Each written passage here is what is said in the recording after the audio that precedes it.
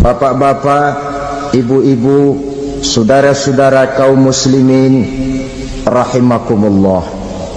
Dunia ini penuh dengan berbagai macam kesibukan.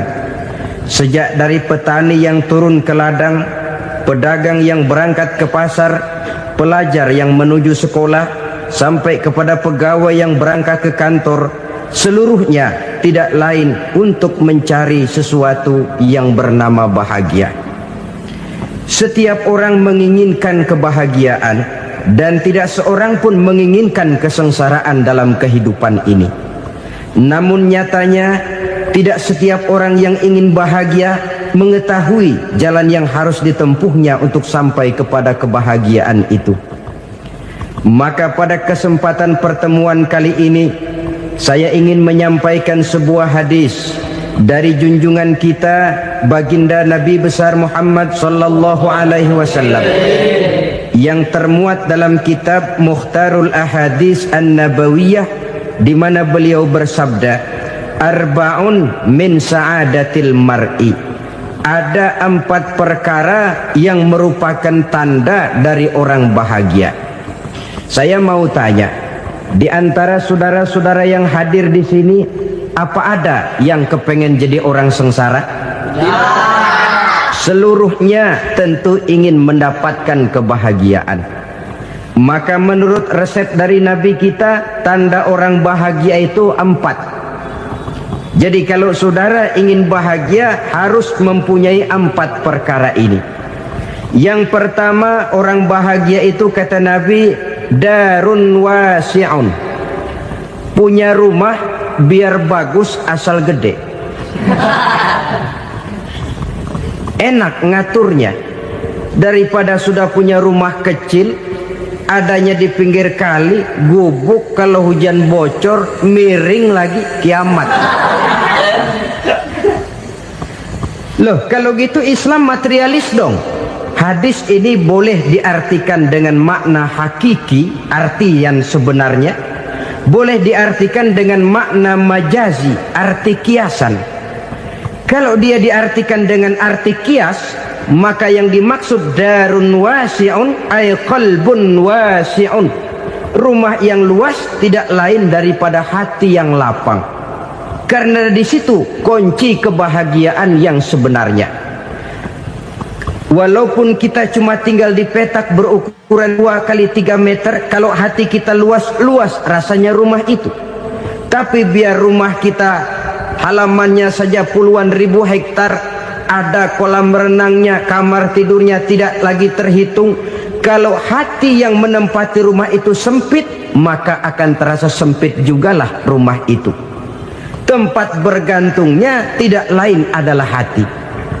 Marilah kita mencoba melihat berbagai pandangan orang tentang bahagia ini. Ada orang menyangka bahwa bahagia itu kalau dia mendapatkan harta yang sebanyak-banyaknya. Siapa yang banyak harta, dialah raja. Apa yang dia mau, seluruhnya bisa dibeli. Keamanannya, dia bisa menyewa petugas. Seluruh fasilitas untuk menyenangkan kehidupannya bisa dibeli. Pendeknya, hartalah segala-galanya dalam kehidupan. Sampai ada pepatah mengatakan, innad darahima fil amakini kulliha taksur rijala mahabatan wa jalala. Sesungguhnya harta, dinar, dirham, uang, di mana-mana selalu bikin hebat orang yang memilikinya. Coba lihat, orang yang punya duit sama yang enggak punya duit, jangan gaya hidupnya, gaya jalannya aja lain. Wahia lisanun liman arada fasahatan, wahia silahun liman arada qitala. Uang adalah senjata yang paling ampuh bagi orang yang mau pergi perang, dan lidah yang paling fasih bagi orang yang mau bicara. Kalau bicara dengan lidah macet, cobalah bicara dengan harta, lancar. Sampai ada pepatah demikian, segalanya bisa diatur dengan harta. Maka di kalangan orang yang berpandangan semacam itu, seluruh kegiatan hidupnya hanya terfokus kepada bagaimana mengumpulkan harta yang sebanyak-banyaknya. tidak peduli halal haram, tidak kenal sore pagi siang dan malam, tidak sempat sujud, jauh dari agama, jauh dari kehidupan yang bersifat ruhaniyah, jauh dari Allah dan sebagainya, sampai dalam Al-Quran dikelompokkan dalam kelompok yang dinamakan lumazah. Allazi jama'a malahu wa 'addadah yahsabu anna malahu akhladah. Mereka mengumpul-ngumpulkan harta sebanyak-banyaknya dan menyangka bahwa harta yang banyak itu dapat mengekalkan hidupnya, mengekalkan kekayaannya, mengekalkan kebahagiaannya. Saudara hadirin yang berbahagia, kalau pandangan hidup ini benar, artinya kalau harta memang merupakan satu-satunya hal yang dapat membuat orang bahagia, tentu di rumah mewah tidak akan pernah ada tangis derita. Tentu di satu tempat di mana fasilitas hidup serba menunjang tidak ada yang namanya penderitaan. Tapi suka dan duka, sedih dan gembira, senyum dan tawa adalah milik setiap orang, baik dia punya harta maupun dia tidak punya harta. Nyatalah bahwa harta semata-mata bukan merupakan jaminan bahwa orang akan bahagia. Walaupun tanpa harta orang sulit untuk bahagia. Saya mau cerita, ada orang super kaya, namanya Aristotle Onesimus, raja tanker Yunani. Dia punya kapal tanker saja konon sampai 11 banyaknya. Punya perusahaan penerbangan yang disebut Olympic Airlines. Punya hotel di berbagai kota besar di dunia ini, sejak dari New York, London, Paris, Rome dan sebagainya. Bahkan punya pulau yang dia namakan Pulau Scorpio. Ini kan namanya sudah kaya nggak tanggung-tanggung, punya pulau. Nah, dia punya 2 orang anak, yang satu laki-laki namanya Alexander, yang satu perempuan namanya Maria Onesimus. Seluruh harapannya tertumpah kepada anak lakinya Alexander ini, yang akan meneruskan usahanya, meneruskan kekayaannya, meneruskan dinastinya. Apa yang terjadi? Ternyata anak yang dia harapkan yang bernama Alexander ini mati muda dalam kecelakaan pada waktu dia olahraga. Apa olahraganya? Namanya olahraga anak orang kaya, golongan jet set. Olahraganya olahraga pesawat terbang. Jatuh, ya nggak kapungut, habis mati. Tinggal satu anak perempuannya, Maria Onesimus. Tapi anak perempuan ini juga malah urakan. Terakhir dia pacaran, bahkan kemudian kawin sama orang Rusia. Rupanya Aristotle Onesimus ini broken. Kekayaannya yang berlimpah ruah, perusahaannya yang begitu banyak, siapa yang akan meneruskan? Siapa yang akan menggantikan? Sampai kemudian dia mengurung diri di Pulau Scorpio dan mati di sana secara mengenaskan. Seorang multi jutawan, seorang yang super kaya, mati menyendiri di pulau sepi. Ibarat kata pepatah, anak ayam mati di lumbung. Bukan kekurangan makanan, keurugan makanan. Begitu kehidupan Aristotle Onesimus. Dan banyak orang-orang yang sudah demikian kaya sampai dibingungkan oleh kekayaannya sendiri. Telusurilah kehidupan David Rockefeller misalnya, Henry Ford misalnya, Adnan Khashoggi misalnya. Multi jutawan yang kadang-kadang dibuat keder oleh kekayaannya sendiri.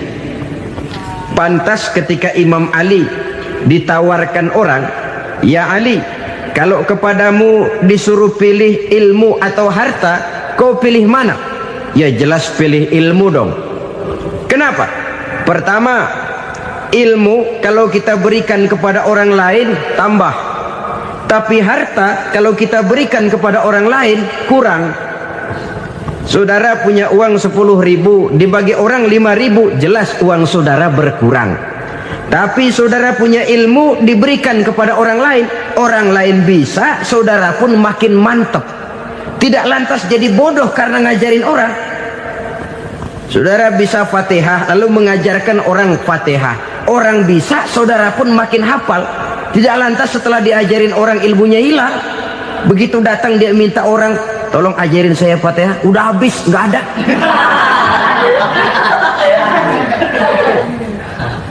Yang kedua kata Imam Ali, ilmu menjaga kita. Kalau harta, kita yang harus jaga. Makin banyak ilmu, makin terpelihara diri seharusnya. Tetapi makin banyak harta, makin bingung kita jaganya. Sampai kadang-kadang kalau perlu seluruh keliling rumah dipasangi alarm. Belum cukup disewakan anjing besar-besar, pasang di depan pintu, awas anjing galak. Masih belum cukup juga, cari centeng tukang-tukang kepruk jaga rumah. Masih terasa belum aman, padahal rumahnya dikelilingi tembok besar. Di balik tembok ada pintu-pintunya tebal. Di balik pintu itu terbuka masuk kamar, kamar pun ada pintunya, pintunya pun kuat. Masuk ke dalam kamar ada lemari, lemarinya pun pintunya kuat, dikunci, kuncinya pun kuat. Tapi terhadap seluruhnya yang timbul cuma sekedar was-was saja. Kesimpulannya sekali lagi, tanpa harta orang memang sulit untuk bahagia. Tapi harta semata-mata tidak merupakan jaminan orang akan bahagia. Dengan hati yang luas, itu modal utama untuk mencapai kebahagiaan hidup. Orang yang hatinya luas, saudara-saudara, punya hati yang lapang, melihat kenyataan hidup ini, dia bersyukur senantiasa kepada Allah. Lantas tidak timbul hasud dan iri hatinya. Oleh karena itu jiwanya selalu lapang. Kalau tidak, cupik hati namanya, dangkal pandangan, tidak senang melihat orang lain dapat nikmat, dan itu sering dijadikan contoh. Kalau orang yang lapang dada, dia lihat tetangganya beli TV baru, dia berkata, alhamdulillah ya, tetangga kita beli TV, mudah-mudahan kita bisa ikut nonton. Lapang dadanya. Tapi orang yang sempit hati, lihat tetangga beli televisi, meriang.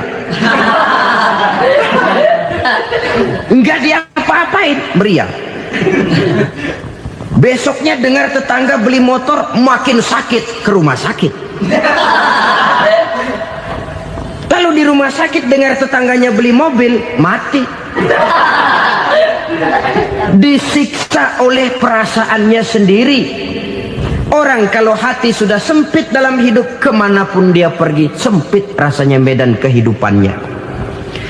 Kemudian kita melihat juga ada orang yang menilai bahwa bahagia itu katanya kalau punya kedudukan yang tinggi, pangkat yang agung, wibawa yang besar. Mungkin betul, tapi mungkin juga tidak. Bergantung kepada hati orang yang punya pangkat itu. Sama dengan harta tadi. Harta akan membawa bahagia kalau dia jatuh ke tangan orang yang berhati lapang. Tapi harta akan jadi bencana kalau jatuh ke tangan hati orang yang sempit. Pangkat akan membawa bahaya kalau jatuh di tangan hati orang yang sempit. Lebih dari itu, kenyataan mengajarkan kepada kita bahwa ternyata pangkat dan jabatan tidak selamanya memberikan kebahagiaan dalam kehidupan. Bahkan resikonya kelewat besar. Beberapa bukti kita bisa ambil dari para pemimpin dunia yang menjadi korban lantaran pangkat dan jabatan yang disandangnya. Saudara ingat Presiden Abraham Lincoln dan John Kennedy dari Amerika? Dibunuh orang. Park Chung-hee dari Korea Selatan, Ziaur Rahman dari Bangladesh, Anwar Sadat dari Mesir, terakhir Indira Gandhi dari India, menjadi korban dari pangkat dan jabatan yang disandangnya dari orang-orang yang tidak senang dia memegang jabatan itu. Dia akan mudah mengundang bencana.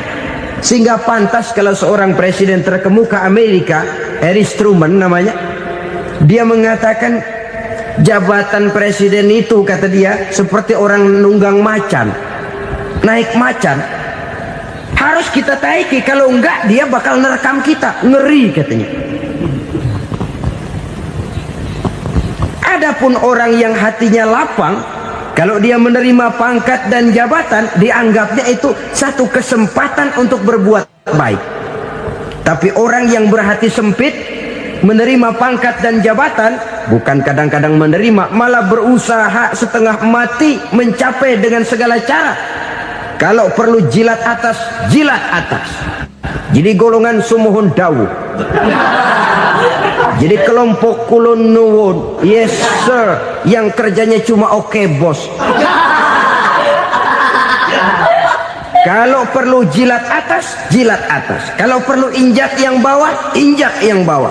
Perlu sikut kiri kanan, sikut kiri kanan. Yang penting pangkat dapat, jabatan dapat.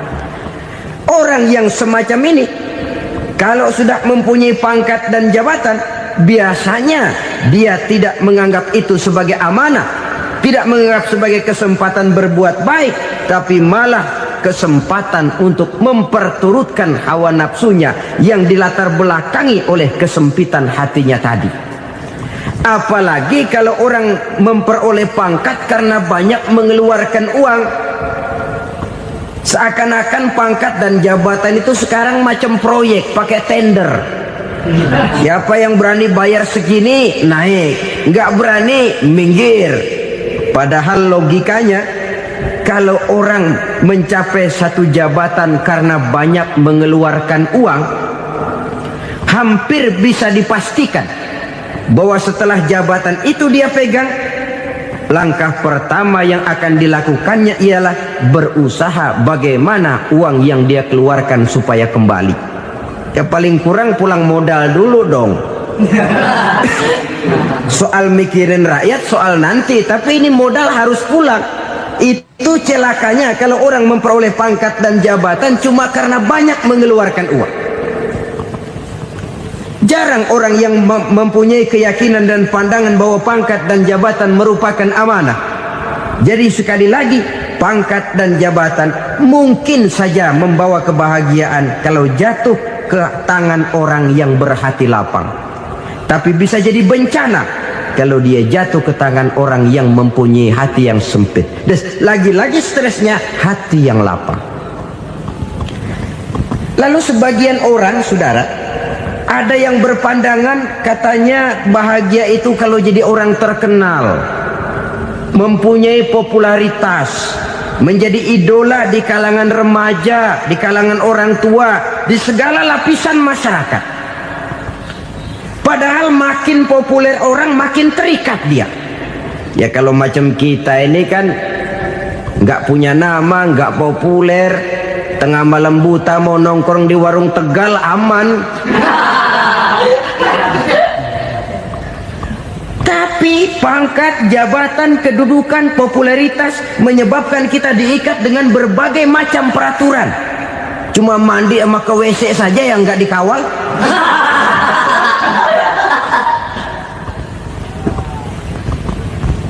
Benarkah popularitas, ketenaran membawa kebahagiaan? Mungkin, ya, tapi mungkin juga tidak. Kenapa? Banyak orang-orang populer yang mengakhiri hidupnya secara tragis.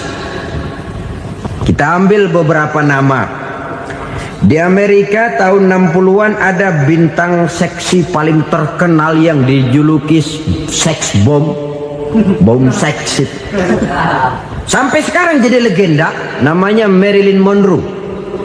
Singkatan doublenya itu inisialnya MM, Marilyn Monroe.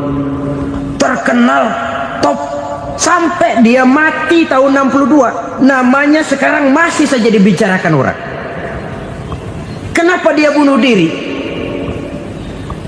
Tidak punya hartakah dia? Banyak.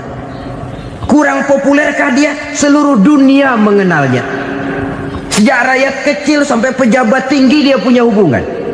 Kenapa? Jenuh. Dia terlahir dalam keadaan yatim. Setelah itu tidak lama dia berangkat remaja, ibunya meninggal, pindah dari wanita asuh ke wanita asuh sampai 12 orang ibu angkatnya. Dan kekecewaan yang paling parah, setiap laki-laki yang dekat dengannya hanya seperti kapal berlabuh. datang dan pergi silih berganti, padahal dia merindukan seseorang yang bisa melindungi hidupnya. Dia rindukan itu dan dia tidak pernah menemukan. Itu yang akhirnya menyebabkan dia minum pil tidur kelewat dosis, minum obat tidur kebanyakan, ya tidur terus sampai sekarang.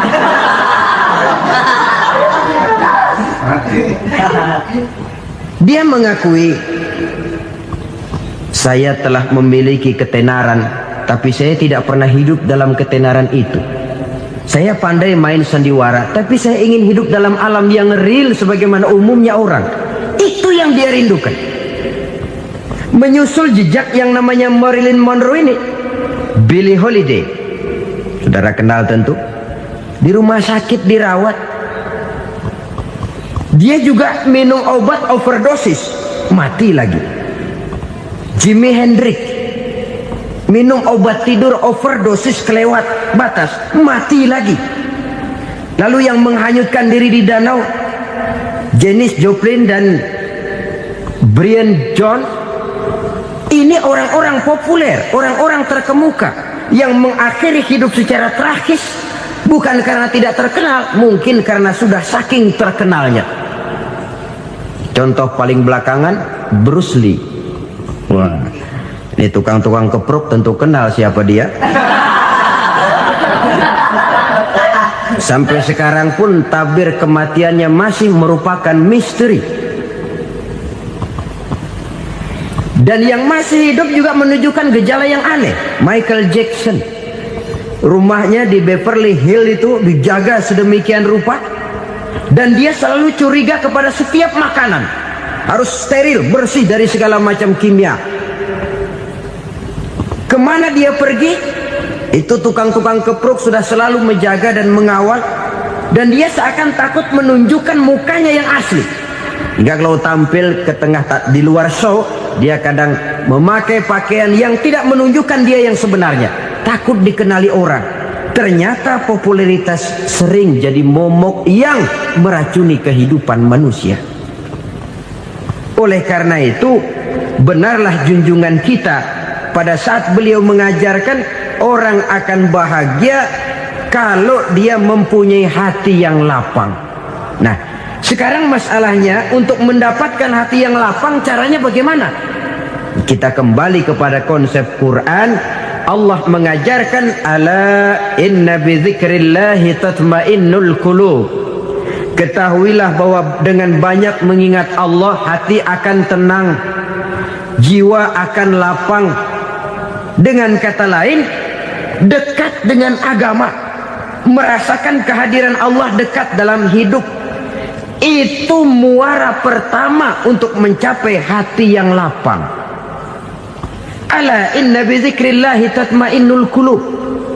Jangan macam orang sekarang ingin mendapatkan ketenangan lalu tapak di puncak gunung, di gua-gua, di tempat sepi. Iyalah kalau nggak ada ular.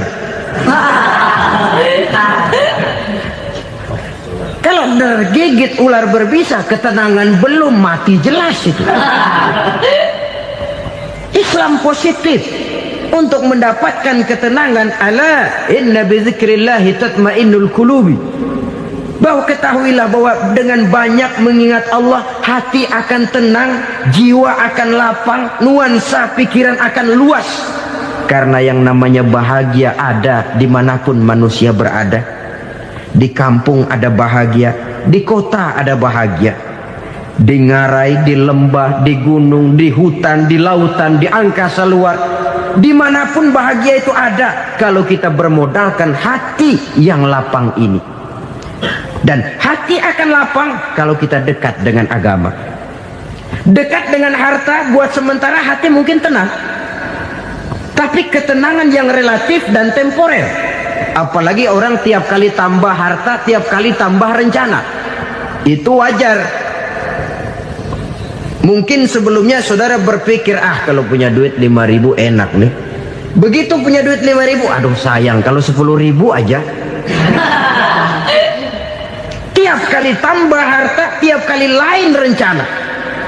Makin banyak rencana, makin menjauhkan kita dari yang namanya ketenangan. Padahal ketenangan merupakan unsur utama untuk mencapai bahagia. dan ketenangan itu bermuara dalam hati manusia. Tengoklah kehidupan ini. Orang yang banyak harta dengan orang miskin, berbedakah rasa sakit yang mereka tanggungkan? Rasanya tidak. Walaupun si kaya tidur di kasur empuk berselimutkan sutra mahal, sementara si miskin meringkuk di balai bambu yang keras dan kasar. Apabila maut datang, dia juga tidak pernah pilih bulu. Maut datang menjemput si kaya di singgasana keemasannya, dikelilingi oleh para pengasuh, dayang dan inang serta para pengawal. Dan maut pun datang menjemput si miskin papa, sehingga ia tergelepar di tepian jalan. Kedua-duanya bernama mati. Kalau nyata bahwa sakit yang ditanggung si kaya tidak beda dengan sakit yang ditanggung si miskin, bukan harta semata yang membuat orang bahagia. Hati yang tenang, jiwa yang lapang penuh kedamaian karena banyak berzikir dan mengingat Allah, itu merupakan modal utama untuk mencapai sesuatu yang bernama bahagia.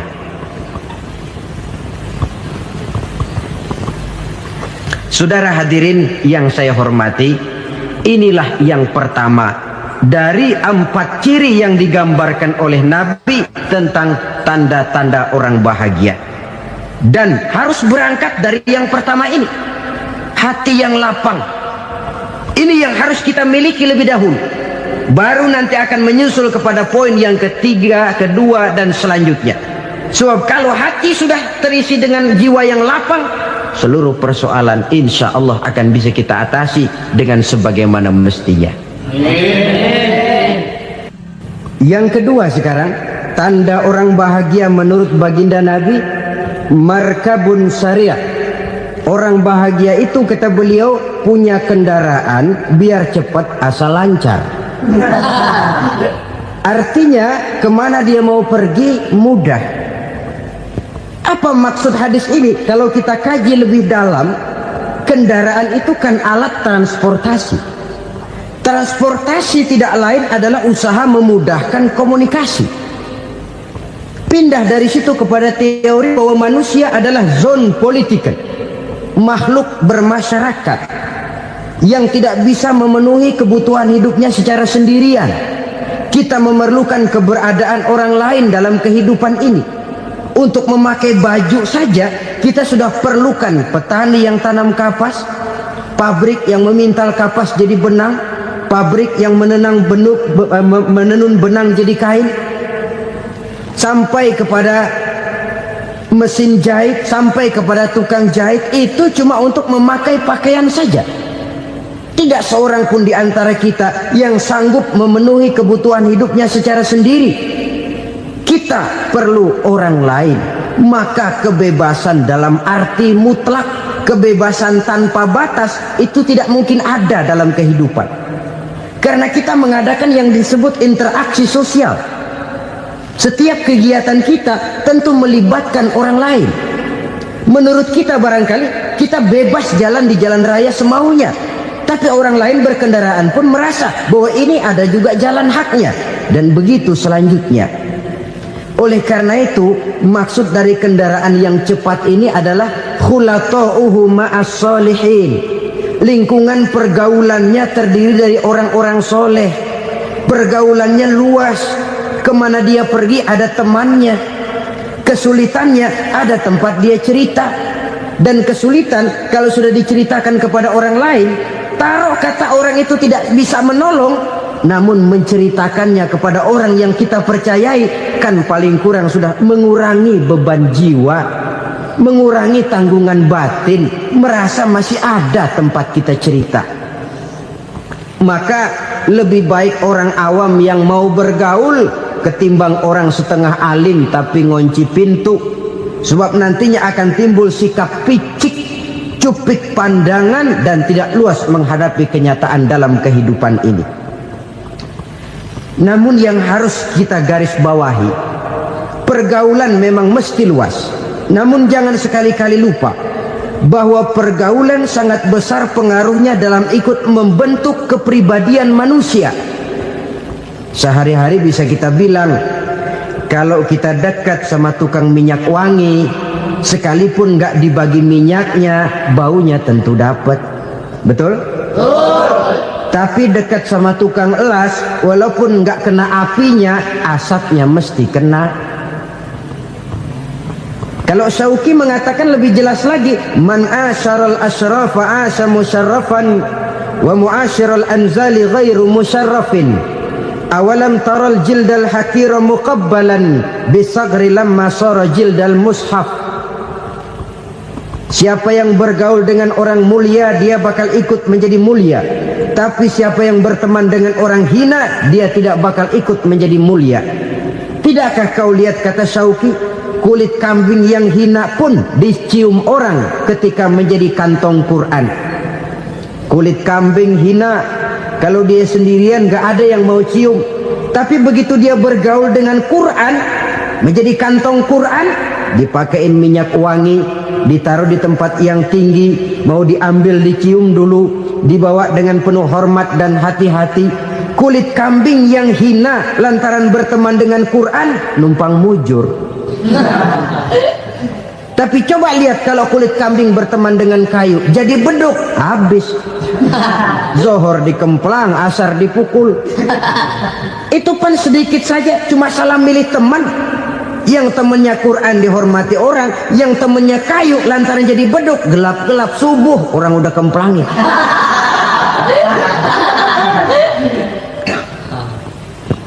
Maka terutama kepada adik-adik remaja yang masih mencari identitas diri, yang ibarat kaset masih kaset kosong, mudah diisi oleh apapun, pandai-pandailah memilih teman dalam bergaul. Karena banyak orang yang tadinya baik-baik, ketika terseret dalam pergaulan dengan orang yang tidak baik, kebaikannya menjadi lentur dan luntur. Tapi berapa banyak bajingan-bajingan tengik, orang-orang yang berlumur noda dan dosa, tiap hari melakukan maksiat, namun bergaul dengan orang yang baik-baik, pada akhirnya sedikit demi sedikit beringsut dan berangsur dia terbiasa mengikuti kebaikan-kebaikan. Saya tekankan ini kepada remaja karena mereka masih mencari identitas diri. Apa yang mereka lihat mereka mau, apa yang mereka dengar mereka ingin tahu. Coba lihat kehidupan remaja. Pulang nonton film Rambo, pengen jadi Rambo, gagah, maunya belekai melulu. Pulang nonton film Superman, pengen bisa terbang. Pulang nonton India, nyanyi melulu. Wajar, mereka masih mencari identitas diri. Saya ini sebenarnya siapa? Lingkungan, pergaulan akan membentuk itu. Karena itu pandai-pandailah bergaul, karena ia sangat besar pengaruhnya dalam ikut membentuk kepribadian manusia. Apalagi sifat yang jelek lebih cepat menularnya ketimbang sifat yang baik. Sifat yang baik, watak yang soleh itu lambat sekali untuk menular. Tapi yang tidak baik, kan prosesnya mah kalau remaja biasanya mula-mula dengar. Karena dengar lalu pengen tahu. Karena pengen tahu lalu ngeliatin. Begitu ngeliatin kan pengen nyobain. Setelah nyobain ketagihan. Nah, ini prosesnya. Yang namanya ganja, morfin, narkotik, awalnya kan begitu. Mula-mula dengar, katanya kalau sudah fly to the sky, sudah melayang ke langit, katanya disitulah puncak kebahagiaan. Mulanya cuma dengar. Karena dengar pengen tahu. Karena pengen tahu lalu ngeliat, kumpul sama orang yang suka ngeganja. Setelah ngeliat, nah pengen ngerasain.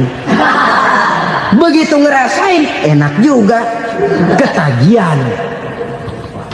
Kalau sudah ketagihan jadi penyakit kronis, bisa merembet kepada yang lain. Iya, kalau orang tuanya mampu untuk beli morfin, beli ganja.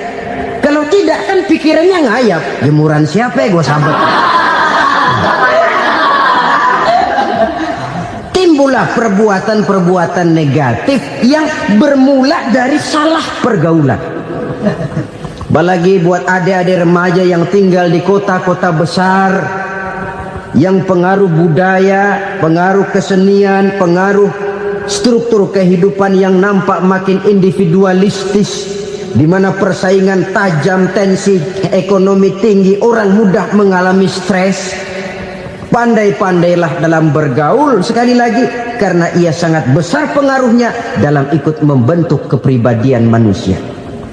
Orang bahagia punya kendaraan yang cepat, artinya punya pergaulan yang luas, dan lingkungan pergaulannya terdiri dari orang-orang yang soleh. Kemana dia pergi, ada teman. Kesulitannya, ada tempat dia cerita. Tapi kalau sudah menyendiri, hidup sendiri, kesulitan dipikiri sendiri, bisa mati belum waktunya. Tidak ada tempat berbagi rasa, tidak ada tempat bercerita, tidak ada tempat mengurangi beban dalam kehidupan. Pantas betul kalau Islam sangat menggalakkan dan menganjurkan orang kalau sudah sampai waktunya itu untuk melangsungkan nikah. Kata Nabi, ya ma'syaras syabab man istata'a minkumul ba'at falyatazawwaj. Hai para pemuda, kalau sudah mampu memberi nafkah, kawinlah, nikahlah kamu. Kenapa? Sudah ada teman hidup, tempat berbagi rasa. Kesulitan kalau ada tempat cerita akan lebih ringan ketimbang kita telan sendiri, walaupun bobot kesulitannya sama beratnya.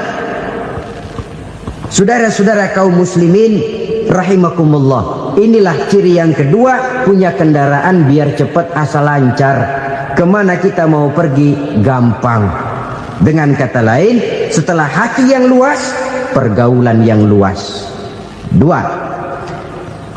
Yang ketiga sekarang, tanda orang bahagia itu menurut Nabi, misbahun mudhi'un, punya lampu yang terang.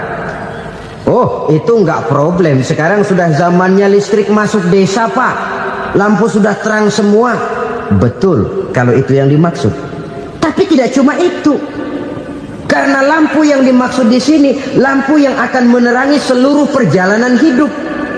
Dan perjalanan hidup itu sudah dimulai sejak kita terlahir ke alam ini, sampai masuk ke alam barzah, kumpul di padang mahsyar, sampai ke akhirat. Lampu yang menerangi itu yang diperlukan. Kalau lampu, katakanlah yang paling top sekarang kan lampu jenis Mercury. Taruhlah itu di rumah kita, dia cuma menerangi rumah kita, menerangi hati pun tidak sanggup. Bila kita masuk ke alam barzah, alam kubur, sanggupkah si Mercury yang begitu terang menerangi alam barzah kita? Tidak sanggup lagi. Sanggupkah lampu yang ratusan watt, bahkan puluhan ribu watt menerangi kehidupan di padang mahsyar? Tidak akan sanggup lagi. Kalau demikian, yang dimaksud lampu yang terang di sini apa? Tidak lain amal soleh, kebajikan yang kita lakukan dalam hidup. Itu yang akan jadi lampu penerang. Di dunia nama kita akan terang. Jasad kita boleh hancur terkubur tanah, tapi nama kita akan dikenang orang. Begitulah kalau orang meninggalkan kebajikan dalam hidup seperti sekarang. Ribuan orang tiap saat berziarah ke kubur Imam Syafi'i, ke kubur Imam Malik, ke kubur Imam Ghazali, ke kubur orang yang baik-baik, orang yang soleh-soleh. Kebajikannya yang ditinggalkan, yang mengukir namanya dengan tinta emas. Sehingga saudara sudah terbaring di alam kubur, orang lewat, Allah, ini kuburannya Fulan bin Fulan, dulu ini kebaikannya Masya Allah, saya ikut merasakan. Mari kita mampir sebentar, kita Fatihah. Mohon disampaikan Allah pahalanya kepada almarhum. Al-Fatihah. Itu kalau orang baik-baik. Lalu saudara tanya, Pak, orang mati dikirimin Fatihah apa nyampe pahalanya? Saya jawab, kalau saudara nggak percaya, mati dulu dah. Nanti saya Fatihain, tungguin di sana. Umpama nggak sampai, balik lagi kemari. Sekarang ini kan maunya otak-otakan saja. Kalau nggak masuk otak, nggak percaya. Padahal alam gaib itu nggak bisa diotak-otakin. Sama saja dengan saudara pernah dengar cerita kapal Tampo Mas tenggelam tak? Pernah nggak? Di mana? Masalembo. Di laut Masalembo. Begitu ke Tampo Mas tenggelam, ratusan penumpang itu terjun ke laut, dipermainkan gelombang, berjuang menghadapi maut itu. Orang lagi timbul tenggelam di lautan, dihantam ombak, kita tengokin pakai helikopter. Pak, lagi timbul tenggelam ya? Iya, tolongin. Jangan khawatir Pak, nih saya kirim intan Pak, harganya 10 juta. Kira-kira orang yang timbul tenggelam di laut seneng nggak? Tidak. Kan mahal toh intan 10 juta. Kenapa dia nggak senang? Karena intan 10 juta dalam kondisi seperti itu tidak sanggup menyelamatkan dia. Dia akan girang kalau dikirimin ban mobil bekas, dikirimin papan terentang atau bambu. Intan yang 10 juta dia nggak girang, ban mobil bekas yang 1000 perak tuh pegang, itu yang dia girang betul. Inilah sebabnya Nabi berkata, mal mayyitu fi qabrihi illa kal ghariqil mutaghawwis. Orang yang meninggal di alam kuburnya seperti orang timbul tenggelam di lautan. Yantaziru da'watan min ahli, menunggu doa dari keluarganya yang masih hidup. Duh, bapak saya sudah meninggal, saya sayang benar sama dia. Kirimin kulkas ke kuburannya Itu sama saja dengan tadi orang tenggelam di lautan dikirimi intan yang harganya 10 juta, tidak sampai. Begitulah kalau kebajikan yang kita tinggalkan dalam hidup, sudah mati pun kubur kita masih diziarahi orang. Tapi kalau jahat yang kita tinggalkan, boro-boro lah orang mau doa lewat dekat kuburan kita juga serem. Tuh bajingan dulu mati dipendem di situ tuh. Jangan lewat situ, ntar kesurupan, jangan. Lewat saja orang ngeri. Konon lagi membacakan Fatihah dan mengirimkan doa. Hidup pada hakikatnya adalah kesempatan untuk berbuat baik. Maka sekali kesempatan itu diberikan, manfaatkan dengan sebaiknya. Sebab kesempatan kedua tidak akan pernah ada. Kesempatan berbuat baik di sini, di akhirat sudah pembalasan namanya. Sekali kesempatan itu dicabut, dia tidak akan pernah dikembalikan lagi. Kata Iqbal, hidup tidak mundur ke belakang, Bung. Berhenti diinjak orang, mundur hancur. Tidak ada kata mundur dalam hidup ini. Berhenti diinjak orang, mundur kecebur. Tidak ada kata lain, harus maju dalam kehidupan dalam artian yang positif. Hidup adalah kesempatan untuk mengumpulkan kebajikan yang sebanyak-banyaknya. Di situ nilai daripada manusia. Sekarang ini memang nggak kelihatan kok, orang yang banyak pahala sama yang banyak dosa nggak kelihatan kok. Barangkali kalau habis bikin dosa palanya pada benjol, mungkin orang takut sama dosa. Tapi sekarang sama saja, orang yang banyak dosa dengan yang nggak banyak dosa jalan bareng dari belakang, sama, nggak kelihatan beda. Tapi ada waktunya di mana pahala memegang peranan, di mana dosa diperlihatkan. Sama saja kalau kita bawa mobil siang, lampu kan nggak begitu berfungsi. Apa lalu bilang, alah ini lampu berat-beratin, copot-copotin aja dah. Tidak perlu begitu. Kenapa? Pada suatu saat malam senja akan datang. Bila matahari terbenam, senja pun datang, gelap mulai merayap, disitulah baru terasa perlunya lampu. Pahala begitu. Sekarang orang yang nggak ada pahalanya nggak kelihatan dalam kehidupan. Tapi pada suatu saat senja kehidupan akan datang. Ajal merenggut nyawa, malam merayap, dan hidup mulai diliputi kegelapan di alam barzakh. Dikala itu kalau nggak punya lampu, alangkah malangnya kita. Sebab amal yang baik, kata Nabi, di alam barzakh itu akan diciptakan menjadi perempuan yang cantik menemani kita. Amal yang jahat akan menjadi orang yang paling jelek nemenin kita. Udah di tempat gelap yang nemenin jelek.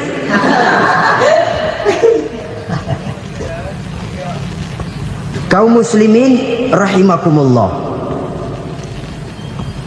Kalau demikian masalahnya, tergantunglah kita pandai memanfaatkan waktu. Al-waktu kasayf, waktu itu cepat sekali. Yang namanya waktu itu tahu-tahu.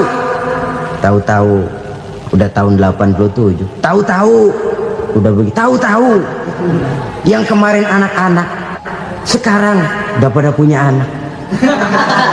Tahu-tahu saja itu. Begitu cepat waktu berlalu. kalau tidaklah pandai kita memanfaatkannya, akan rugi kita.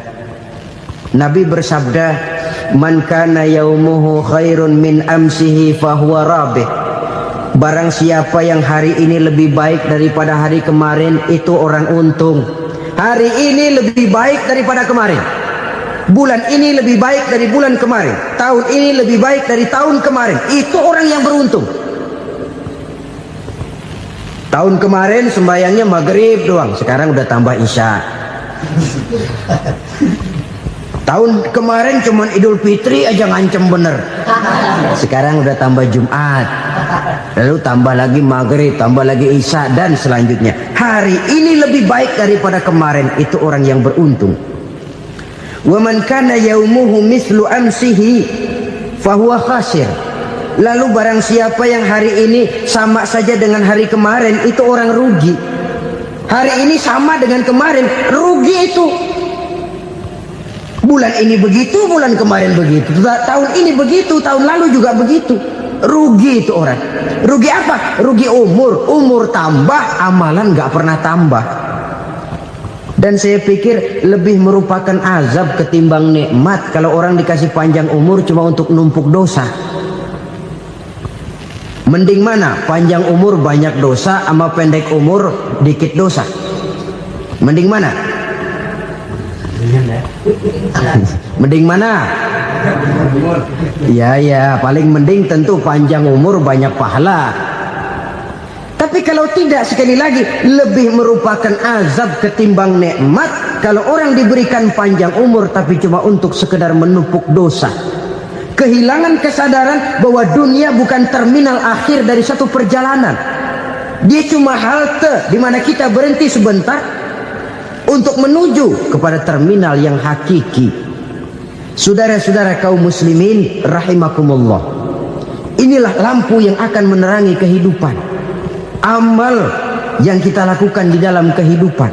Jadi yang dimaksud dengan lampu yang terang, kebajikan yang kita kerjakan dalam hidup.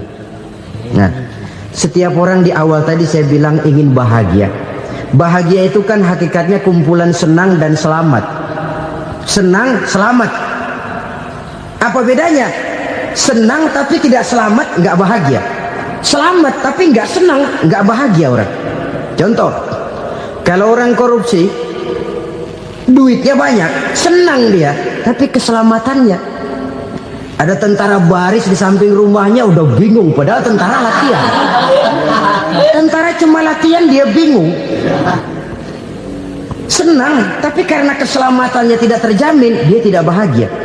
Sebaliknya pegawai negeri jujur benar, cuma segaji-gajinya, selamat nggak korupsi, tapi melarat, ya nggak bahagia juga, kurang senang. Kesenangan dan keselamatan untuk dunia saja, ya sekali lagi, kalau cuma sekedar untuk dunia saja, bisa dibeli pakai uang. Bisa dibeli pakai uang. Saudara ingin selamat, bisa dibeli pakai uang. Saudara ingin senang, bisa dibeli dengan uang. Tapi setelah mati, masuk ke alam barzah, habis kekuasaan uang. Nggak bisa lagi beli keselamatan pakai uang. Tidak mungkin lagi membeli kesenangan dengan uang. Di situ pahala yang megang peranan. Makin banyak pahala, makin banyak saham untuk membeli kesenangan dan keselamatan, untuk memperoleh yang namanya bahagia. Dan jangan lupa loh, di alam barzah kita nggak sebentar, menunggu datangnya kiamat. Loh iya, kalau kita begitu dikuburin terus kiamat datang, untung. Tapi kalau masih harus 1000, 2000, puluhan ribu tahun yang akan datang, dalam satu penantian yang begitu lama, tanpa saham untuk memperoleh kebahagiaan, satu kemalangan yang tidak ada pernah putus-putusnya. Janganlah tergelincir oleh kebahagiaan sebentar yang menipu dengan mengorbankan kebahagiaan hakiki yang berjangka panjang. Apa artinya senyum sejenak kalau harus ditebus dengan tangis seumur hidup? Biarlah kita minum jamu, pahit memang, getir memang, tapi kan besok badan sehat. Daripada sekarang minum sirup, manis memang, enak memang, tapi bibir pada jontor besok. Sirawan, batuk, nggak karu-karuan. Banyak orang tertipu oleh kesenangan yang sebentar, Padahal laisa kullu ma yalma'u zahaban. Belum tentu semua yang berkilat itu emas. Belum tentu semua yang gemerlap itu intan. Karena itu marilah manfaatkan kesempatan yang diberikan Allah ini untuk mengumpulkan kebajikan yang sebanyak-banyaknya. Yang terakhir sekarang, yang keempat, tanda orang bahagia kata Nabi. Zaujatun salihah. Orang bahagia itu tanda yang keempat kata Nabi, punya istri biar cakep asal taat. Sudah surga itu sudah. Cakep taat. Istri kayak gitu, kalau belum mati jangan dikuburin dulu. Sudah cakep taat lagi. Tapi kadang-kadang enggak, udah jelek ngadat melulu. Apa yang mau dipilih? Sebab itu Quran mengatakan istri pakaian untuk suami, suami pakaian untuk istri. Kenapa suami istri diibaratkan pakaian? Alangkah tingginya gaya bahasa Quran ini. Suami istri teman hidup, hidup perjalanan panjang. Sejak kita dalam rahim sudah ada hidup kan di sini. Sampai ke alam dunia, masuk ke alam barzah, kumpul di padang mahsyar, sampai menuju akhirat, itu perjalanan hidup. Carilah istri atau suami teman hidup yang membawa manfaat tidak hanya kehidupan di dunia ini, sampai di alam barzah, sampai di padang mahsyar. Suaminya mungkin meninggal lebih dulu atau istrinya mungkin meninggal lebih dulu, tapi suami atau istri yang masih hidup berbuat kebajikan. Suami saya meninggal, ada hartanya, saya sedekahkan, niat pahala untuk almarhum suami saya. Ini teman hidup, tidak dibatasi dan tidak bisa dipisahkan oleh maut sekalipun. Zohirnya mungkin pisah, badannya mungkin pisah, tapi hatinya, jiwanya, kebersamaannya dalam menghadapi kehidupan. Karena itu saudara-saudara, bahasa Quran indah. Suami istri diibaratkan seperti pakaian. Apa fungsi pakaian? Pertama, pakaian jadi kebanggaan. Artinya suami harus menjadi kebanggaan istri, istri harus jadi kebanggaan suami. Yang kedua, pakaian itu kan fungsinya menutup aurat. Artinya sesama suami istri harus saling menjaga kekurangan masing-masing. Jangan malah sesama suami istri saling membongkar rahasia dan aibnya sendiri-sendiri. Istrinya diceritain jeleknya di mana-mana, atau suaminya dibongkar rahasianya di pasar umum. Itu sudah tidak lagi berfungsi sebagai pakaian. Kenapa semua ini diperlukan? Karena kita menyadari bangsa yang baik terdiri dari masyarakat yang baik. Masyarakat yang baik merupakan susunan dari warga yang baik. Warga yang baik adalah terdiri dari rumah tangga yang baik. Dan rumah tangga yang baik merupakan susunan dari pribadi yang baik. Dari situ langkah dimulai. Membangun satu bangsa yang baik diawali dengan membangun rumah tangga yang baik, dengan menciptakan pribadi-pribadi yang baik. Sehingga dari sini diharapkan berkembanglah nilai-nilai kebaikan. Orang akan bahagia mempunyai istri yang soleh. Kenapa? Tidak ada seorang suami bisa sukses jadi apapun dia, apapun profesinya. Dokter kah, kiai kah, mubalik kah, petani kah, pengusaha kah, pejabat tinggi kah. Tidak ada seorang suami yang bisa sukses tanpa peran serta istrinya. Walaupun memang peranan itu tidak begitu kelihatan, tapi sangat menentukan. Karena itu, saudara hadirin yang saya hormati, Islam sangat menghargai kaum wanita, memberikan kedudukan yang tinggi sepanjang tidak mematikan kodrat kewanitaannya. Nah, kalau sudah kesuksesan ini diawali dari rumah tangga, karier di masyarakat mudah untuk dikejar. Tapi keberantakan di rumah tangga merupakan kegagalan pertama di tempat lain. Nah, inilah saja yang dapat Al-Fakir sampaikan pada pertemuan kali ini.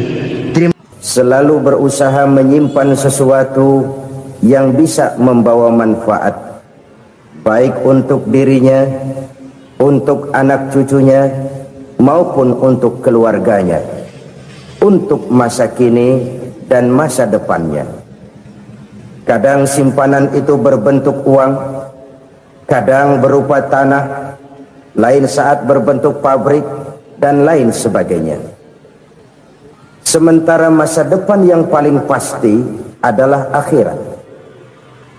Jika untuk masa depan dunia kita rela memeras keringat, membanting tulang, pergi pagi dan pulang petang, menyimpan uang, menyimpan tanah, menyimpan pabrik, pernahkah kita merenung jika satu saat kiamat datang, kita dibangkitkan dari kubur masing-masing, berdiri di padang mahsyar untuk mempertanggungjawabkan seluruh kegiatan hidup kita di dunia ini, lalu kita akan menuju ke alam akhirat.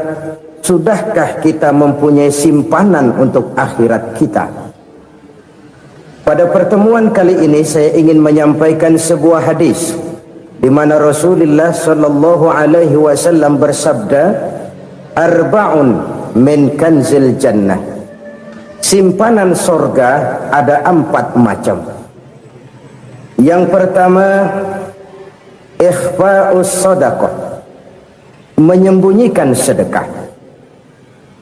Saudara-saudara kaum muslimin, sebagaimana yang kita maklum bahwa Allah Subhanahu wa taala melebihkan sebagian rezeki dari kita terhadap yang lain. Ada yang kaya, ada yang setengah kaya, ada yang miskin, ada yang setengah miskin, dan selanjutnya. Ada yang gajinya kecil tapi penghasilannya gede. Ada yang penghasilannya gede tapi nggak punya gaji. Ada juga yang memang gajinya gede dan penghasilannya gede. Kelebihan rezeki merupakan sunnatullah dan tidak harus membuat kita merasa lebih dari yang lain. Bahkan sebaliknya, kelebihan itu harus membuat kita ringan tangan untuk menolong mereka yang memang memerlukan pertolongan. Kalau saudara diberikan ilmu, maka pertanyaan akhirat cuma satu: ilmumu kau amalkan untuk apa? Kalau saudara diberikan umur yang panjang, pengadilan akhirat juga bertanya satu: umurmu kau habiskan di mana? Tapi kalau saudara diberikan harta, pengadilan akhirat akan bertanya 2: hartamu kau dapat dari mana? Kau belanjakan kemana? Dari mananya ditanya dan kemananya juga ditanya. Oleh karena kita akan dimintakan pertanggungan jawab, maka amanah yang bernama harta ini harus kita gunakan dengan sebaik-baiknya. Ada penggunaan yang merupakan kewajiban, itu zakat namanya.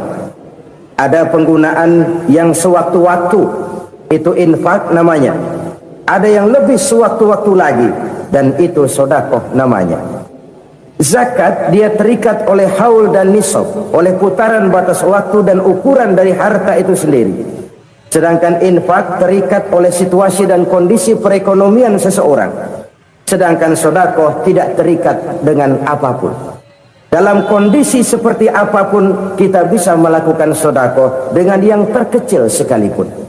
Sampai-sampai Rasulullah sallallahu alaihi wasallam mengajarkan, la tahqiranna minal ma'rufi syai'an walau an talqa akhaka biwajhin talik. Atau ada hadis, tabassumuka fi wajhi akhika laka shadaqah. Senyumanmu kepada temanmu adalah sedekah. Jadi untuk melakukan sedekah tidak harus dalam berbentuk uang. Dengan ilmu kita bisa sedekah, dengan tenaga kita bisa bersedekah, dengan pikiran kita bisa bersedekah, bahkan senyum kepada teman itu pun sedekah. Jadi kalau sedekah dengan uang memang belum punya uang, nyengir aja banyakin. Itu asal pada tempatnya, jangan lalu ketemu tiang listrik cengengesan. Tentu tidak pada tempatnya dan tidak wajar. Nah, sedekah yang paling dicintai Allah adalah sedekah yang disembunyikan. Artinya jauh dari sifat riya. Kan kadang-kadang ada orang Sedekah itu disebutkan namanya. Apa tidak bagus? Kalau memang niatnya ikhlas, ya bagus-bagus saja. Untuk memberikan sugesti kepada yang lain. Si Fulan bin Fulan nyumbang sekian, diumumkan. Boleh kalau niatnya untuk memberikan rangsangan kepada yang lain supaya dia menyumbang lebih besar dari orang tadi. Tapi kalau itu mendatangkan riya, maka sedekah yang paling dicintai Allah adalah sedekah yang disembunyikan. Tangan kiri saja tidak tahu apa yang diberikan oleh tangan kanan. Sedekah yang dilakukan dengan ikhlas akan merupakan perbendaharaan surga, tersembunyi dari pandangan orang lain, tidak seorang pun tahu. Karena memang sikap yang baik adalah melupakan kebaikan dan mengingat kesalahan. Itu salah satu ciri orang bahagia. Orang yang selalu mengingat kesalahannya dan berusaha melupakan segala kebaikannya. Kalau dia akan ada kebaikan, dia tidak bisa ikut, dia merasa rugi karena dia merasa belum pernah berbuat baik. Tapi kalau akan melakukan kesalahan baru, dia ingat kesalahan yang sudah-sudah, sehingga terhalang baginya untuk melakukan satu kesalahan baru. Demikianlah saudara-saudara, bahwa Allah melebihkan rizki sebagian kita dari yang lain, agar terjadi tolong-menolong dalam kehidupan ini. Jadi kesenjangan yang nature, kesenjangan yang alami, itu sunnatullah. Ada yang kaya, ada yang miskin, ada yang kelas menengah. Nah, kenapa lalu sekarang kita berusaha mengentaskan kemiskinan? Oleh karena adanya kesenjangan struktural. Kalau yang kaya bisa semakin kaya, kenapa yang miskin tidak bisa naik jadi ikut sedikit kaya?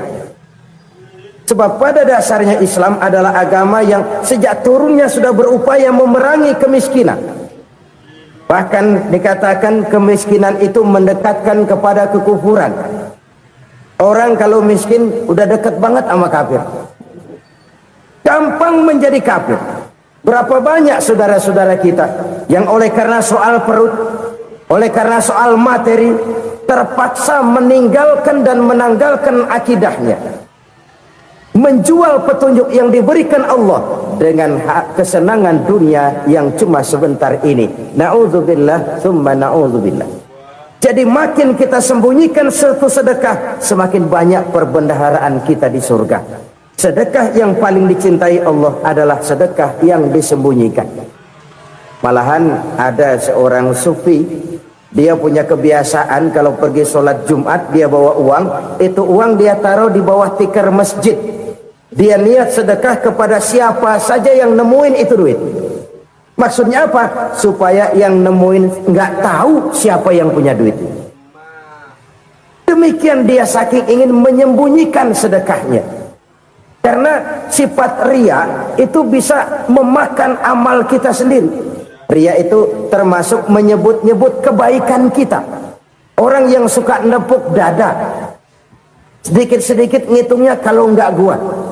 Tuh kalau nggak gua tuh. Tuh yang belas itu kalau nggak gua, kalau nggak gua. Iya kalau nggak lu kenapa emang? Orang yang suka menepuk jasad. Tuh biasanya memang begitu saudara-saudara. Kalau perang lagi berkecamuk, orang nggak sempat ngaku jadi pahlawan. Tapi begitu perang selesai, yang kagak kenal bedil ngaku pahlawan, mas. Itu sesuatu yang biasa. Oleh karenanya, orang-orang yang ikhlas dalam bersedekah, disembunyikannya sedekah itu, Allah cinta betul. Malahan ada hadis memberikan jaminan, inna sadaqatal mar'il muslimi tazidu fil umri wa tadfa'u mitata su'i. Sesungguhnya sedekahnya seorang mukmin tazidu fil umri, bisa menambah umur panjang, wa tadfa'u mitata su'i, dan menyelamatkan manusia dari mati secara su'ul khatimah. Jadi siapa yang kepengen panjang umur, banyaklah sedekah. Yang bosan hidup, pelit terus. Sedekah menambah panjang umur dan menyelamatkan manusia dari mati secara su'ul khatimah. Pak, katanya umur itu nggak bisa ditambah, nggak bisa dikurangin. Kapan? Kalau ajal sudah datang. Fa idza jaa ajaluhum la yastakhiruna sa'atan wa la yastaqdimun. Kalau ajal datang tidak bisa dimajukan, tidak bisa dimundurkan. Itu kalau ajal sudah datang. Tidak bisa lagi umur ditambah dikurangi, sudah datang.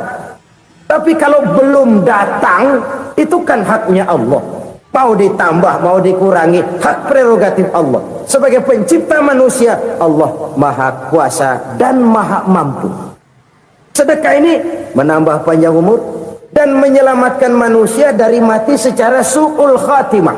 Itu orang mati kan sama ya, kondisinya mati, nggak nafas. Tapi hakikat mati kan lain-lain. Ada yang mati itu husnul khatimah, baik akhirnya. Misalnya lagi ngaji mati, lagi sholat mati, lagi sedekah mati. Ini yang dinamakan dengan husnul khatimah, baik di akhirnya. Sebaliknya ada yang su'ul khatimah, jelek di akhirnya. Ini yang jadi catatan akhir. Lagi nyekek botol, mampus. Lagi banting kartu, modar. Su'ul khatimah, jelek pada akhirnya. Sedekah menyelamatkan manusia dari mati secara su'ul khatimah. Dan kita semua kepengen mendapat husnul khatimah, jauh dari su'ul khatimah. Oleh sebab itu yang bisa menyelamatkan kita dari penyakit itu antara lain adalah sedekah yang disembunyikan, yang dikerjakan dengan ikhlas karena Allah, tidak karena kepengen dipuji orang, tidak karena ingin dikatakan orang pemurah. Sebab orang dermawan itu orang yang memberi tanpa harus diminta. Kalau masih harus diminta, ya belum dermawan namanya, masih harus diminta.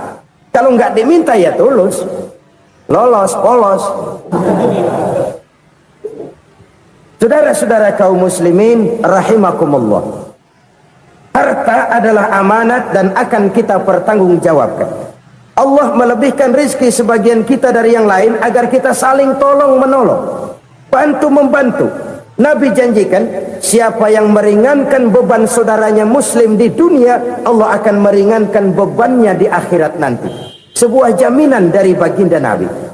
Si orang yang kita bantu barangkali tidak bisa membalas, Allah yang akan membalas lewat jalan lain yang tidak pernah kita sangka-sangka. Ada orang tanya, Pak, ini ada orang nyumbang masjid sambil marah-marah, bagaimana? Saya bilang sumbangannya aja ambil, marahnya jangan. Marahnya jangan diambil, itu urusan dia. Saudara-saudara kaum muslimin rahimakumullah, umat Islam ini kan umat yang punya potensi besar. Kadang kita merenung, kenapa kadang-kadang pembangunan masjid kok lambat sekali? Kalau hotel hari ini peletakan pertama, bulan depan peresmian. Supermarket hari ini peletakan batu pertama, minggu depan peresmian. Tapi kalau sudah yang namanya masjid, kadang-kadang peletakan batu pertama sekaligus jadi batu terakhir. 3 tahun, 4 tahun, campur nebar jalak di jalanan, duit dijaring kayak ikan sepat. Apa tidak ada orang Islam yang kaya? Banyak. Apa tidak ada pengusaha muslim yang jadi konglomerat? Ada. Lalu yang belum banyak itu yang komit terhadap nilai-nilai agamanya. Akhirnya kita jatuh jadi umat yang lemah. Belum ada pengusaha konglomerat muslim buka pabrik supermi cap bedug misalnya umpamanya atau pabrik kecap cap sorban supaya identitas keislamannya sedikit kelihatan. Kita jatuh jadi umat yang lemah karena potensi tidak terinventarisir dengan baik. Kita ini ibarat kompor yang cuma matengin nasi orang lain.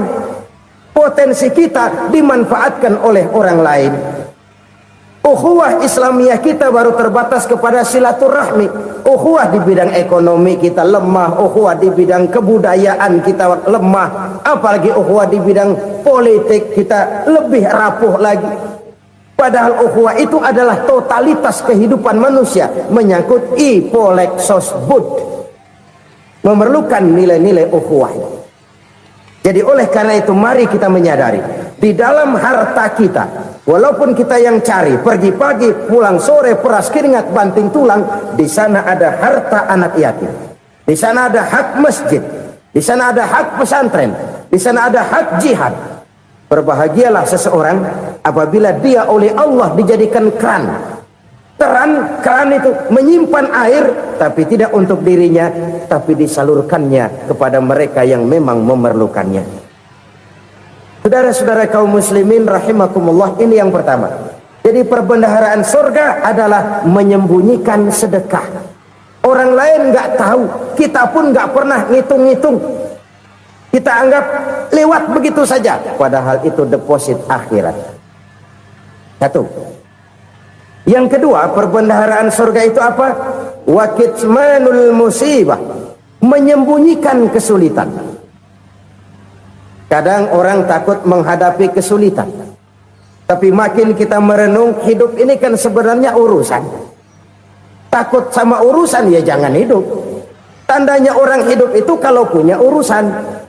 Urusan melupakan problem. Problem sering menimbulkan kesulitan. Kesulitan bukan untuk ditakuti, tapi untuk diatasi dan dicarikan jalan keluarnya. Siapa sih orangnya yang nggak pernah sulit-sulit? Makin tinggi status sosialnya, makin gede urusannya. Makin tinggi kualitas imannya, makin berat tingkat kesulitannya. Cuma memang yang namanya enak itu seperti pelangi. Biang lala itu nggak pernah di atas kepala kita, di atas kepala orang melulu. Lu sih enak lu, kata kita. Dia juga bilang yang enak kan lu. Pelangi itu nggak pernah di atas kepala kita. Kata tukang beca, aduh enak ya naik Mercy.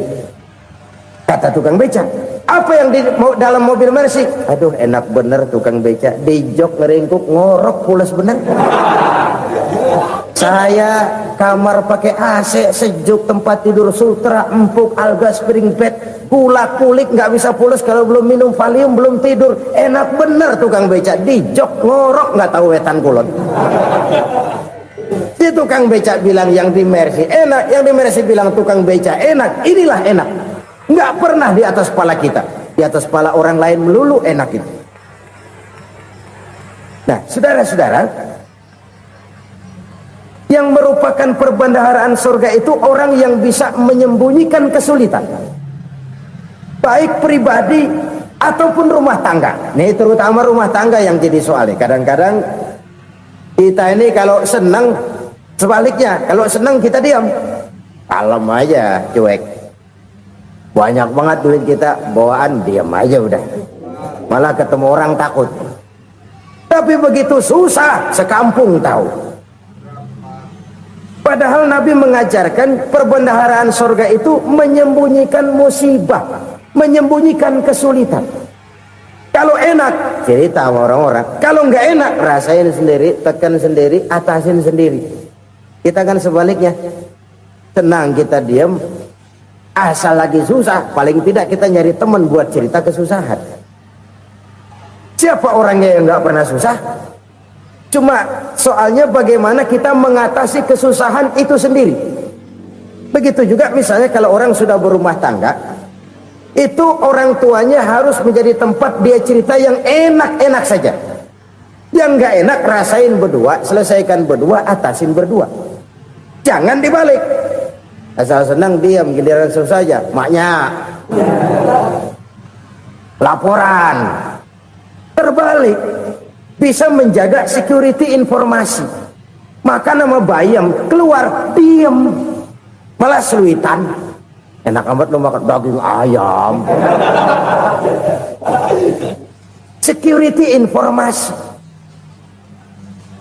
Saudara-saudara kaum muslimin rahimakumullah, ujian yang terberat itu yang pernah diberikan kepada para nabi, para rasul, para aulia, para ulama. Makin tinggi keimanan, makin berat bentuk kesulitan. Ayo saya kemukakan satu contoh saja. Ada seorang nabi yang kaya, nabi kaya, namanya Nabi Ayub. Iblis kalau orang begini kan keki, ibadahnya rajin, kaya. Nih yang kayak begini susah digodain. Kalau ibadahnya rajin, miskin, enggali bisa disogok. Sini imannya mantap, ibadahnya rajin, kaya, nabi lagi. Oh, tapi namanya iblis nggak kurang akal, laporan. Tuhan, kenapa Les? Ya ini bahasa saya, bahasa Qur'annya sih nggak gitu. Itu hambamu yang namanya Ayub, dia rajin ibadah cuma karena dikasih kaya aja. Coba kasih miskin dia, berhenti dia sembahyang. Ah, kamu bisa aja. Saya tahu Ayub itu hambaku yang ikhlas. Saya buktiin Tuhan, silahkan. Dibuktiin lah, iblis turun ke alam ini. Yang mula-mula dia lakukan, dia rusak sawah ladang Nabi Ayub. Dia binasakan binatang ternak Nabi Ayub. Sehingga dalam waktu singkat, jatuhlah Nabi Ayub dari orang paling kaya jadi orang paling miskin. Beliau masih ibadah di mihrab dalam masjid. Datang iblis. Saudara Ayub, ya, lagi ngapain? Ibadah. Nyembah Allah, nyembah Allah. Oh, percuma. Kenapa? Tuhan yang ente sembah nih, dia udah bikin miskin ente. Sawah ladang ente hancur lebur, binatang ternak binasa. Sekarang ente jadi orang paling miskin. Ngapain nyembah Tuhan kayak begitu? Tekor. Udah berhenti dah ibadah, berhenti ibadah. Ini iblis sama Tuhan lapornya lain, yang dikerjakan kepada Nabi Ayub juga lain. Benar begitu iblis kata Nabi Ayub? Iya, sawah ladang saya habis, buras. Binatang ternak saya binasa, binasa. Saya miskin, bangpak. Apa jawab Nabi Ayub? Bukan innalillahi, ini hebat. Alhamdulillahillazi a'tani wa akhza minni. Segala puji bagi Allah yang telah memberikan harta kepada saya dan sekarang mengambilnya lagi. Alhamdulillah. Allah yang ngasih, Allah yang ambil. Itu mah urusan Allah. Iblis cuman ibadah jalan terus, sujud lagi Nabi Ayub. Iblis seleher gondok banget. Dasar Nabi nggak mempan dia apa-apain. Miskin malah alhamdulillah. Allah yang ngasih, Allah yang ngambil. Jadi kalau kita tidak komit, kita tidak terikat kepada kaya, miskin, senang, susah, apa yang bisa bikin kita susah? Jadikan kekayaan, kemiskinan, jadikan senang, susah sebagai anak buah yang bisa kita atur. Jangan kekayaan ngatur kita, jangan kemiskinan ngatur kita. Kita yang harus mengatur mereka. Senang, susah, kaya, miskin, bahagia, sengsara, jadikan itu anak buah yang bisa kita atur. Kalau sekarang kita kaya, lain saat boleh jadi kita miskin, semiskin-miskinnya. Allah yang ngasih, Allah yang ngambil. Tenaga mana yang bisa menghalangi? Ibadah jalan terus. Iblis makin gondok. Dasar Nabi loh. Akhirnya apa? Nabi Ayub dikerjain, diberikan penyakit. Demikian fatal penyakitnya. Bayangin, udah miskin sakit. Masya Allah. Miskin sakit. Sakitnya nggak lama, kira-kira 16 tahun. Istrinya 3, 2 mental minta ceraiin. Ngerawatin laki bengek begini. Senang belum tentu, susah udah pasti nih. Cerai aja, cerai dah. Cerai. Tinggal satu Siti Rahmah yang setia menemani beliau. Sesetia-setianya hati perempuan. Satu saat Siti Rahmah bilang, "Bang, iya, abang kan Nabi bang. Lalu namanya Nabi kan doanya jarang meleset bang. Maksud kamu minta kenapa sih sama Tuhan biar abang sembuh baik dah bang?" Siti Rahmah, iya. Saya sakit berapa tahun sih dah? 16 tahun bang. Sebelum ini saya sehat berapa tahun? Ya kira-kira 60 tahun bang. Nah coba ente banding-bandingin Rahmah. Saya dikasih sehat 60 tahun, dikasih sakit 16 tahun. Sudah nggak sabar mau doa kepada Allah minta sembuh. Saya malu kepada Allah. Diuji dengan yang luar biasa seperti ini, tidak mengganggu stabilitas kehambaannya. Dia tetap menghamba kepada Allah Subhanahu wa ta'ala. Saudara-saudara kaum muslimin rahimakumullah. Kunci menghadapi kesulitan itu apa? Allah jelaskan dalam satu ayat, wa basyiris sabirin alladzina iza asabathum musibah qalu inna lillahi wa inna ilaihi raji'un. Gembirakan orang-orang yang sabar. Siapa mereka itu? yang apabila mendapat musibah mereka kembali kepada keyakinan dasar segalanya dari Allah dan segalanya akan kembali kepada Allah. Ini konsepsi dasar dari sikap muslim dalam menghadapi berbagai kesulitan. Segalanya dari Allah, segalanya akan kembali kepada Allah. Kalau ini sudah kondisi dasarnya, maka kita akan lapang menghadapi kenyataan bagaimanapun pahitnya.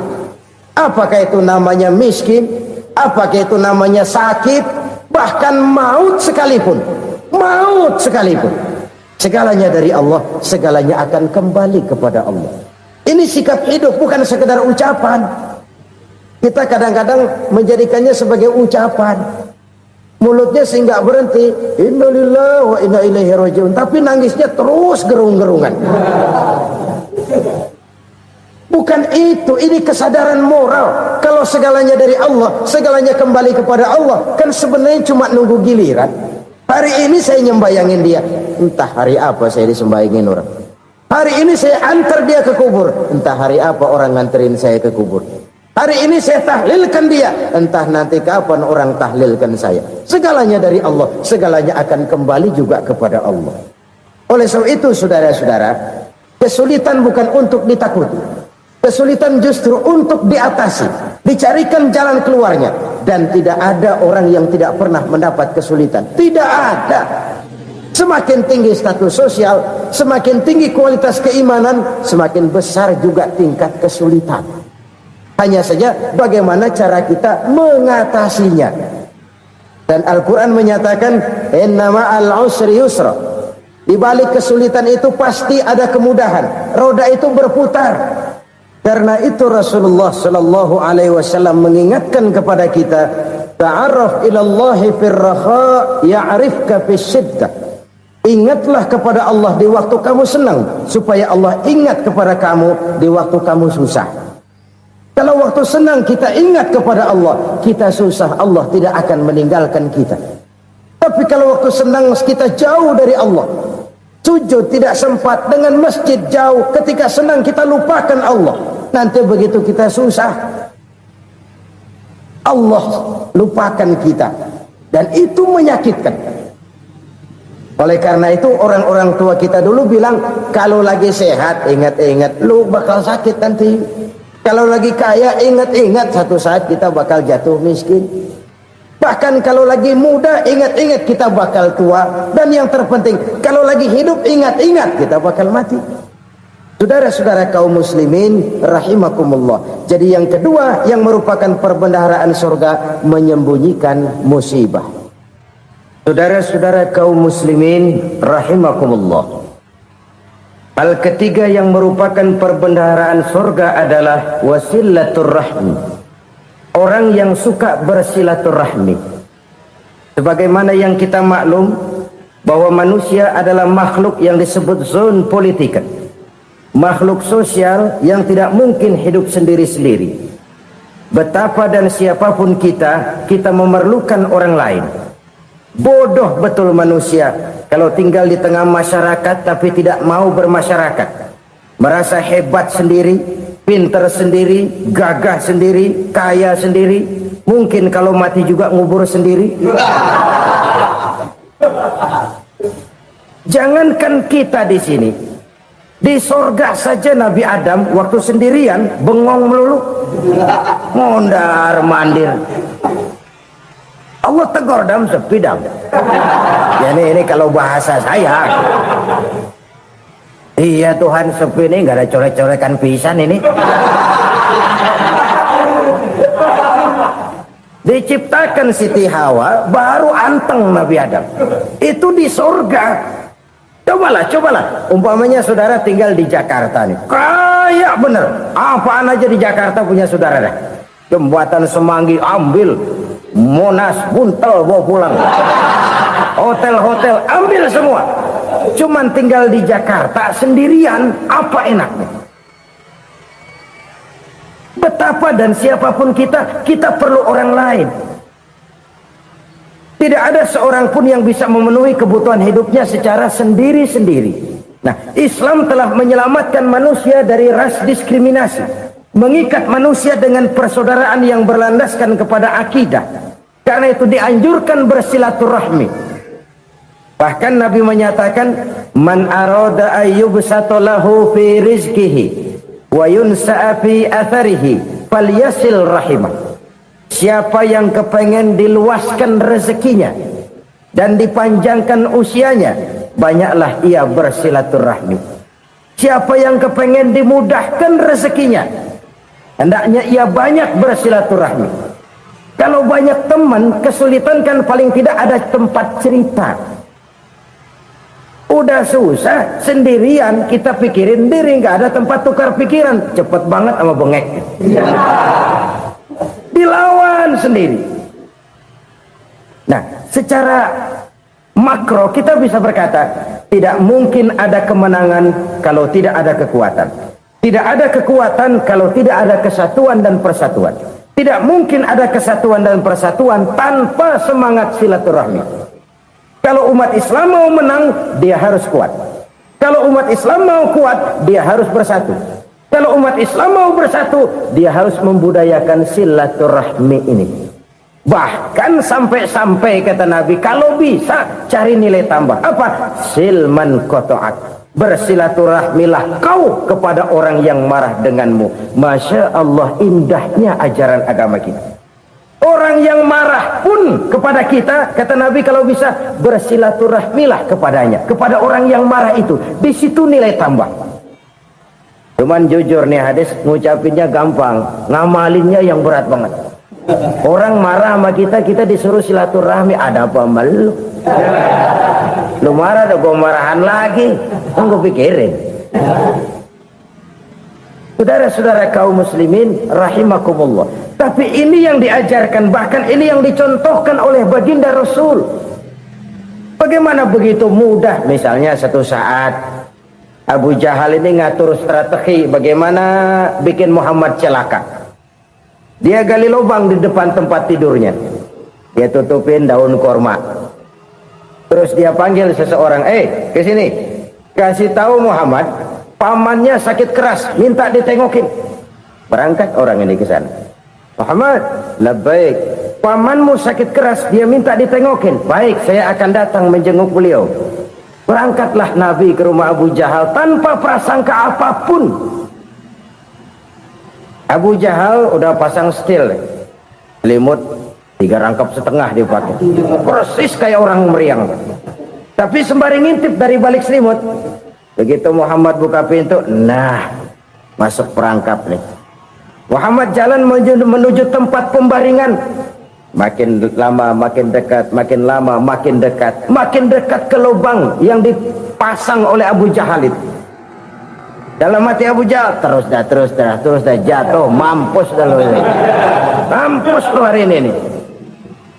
Apa yang terjadi? Malaikat Jibril datang. Muhammad, pamanmu cuma pura-pura sakit.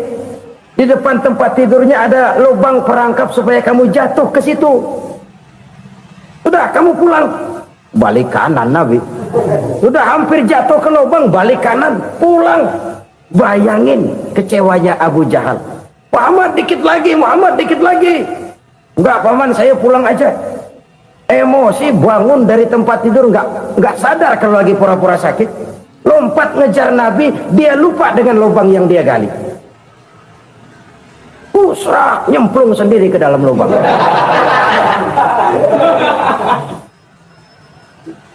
Nabi terus berlalu. Ini terjadi keanehan. Jatuh ke lubang yang dia gali itu sebenarnya nggak terlalu dalam ya, antara 3-4 meteran lah. Tolong, saya jatuh ke lubang ini. Datanglah pelayan-pelayannya itu. Angkat saya dari sini. Oh, yang ngulurin tambang. Satu gulung, belum juga nyampe itu tambang.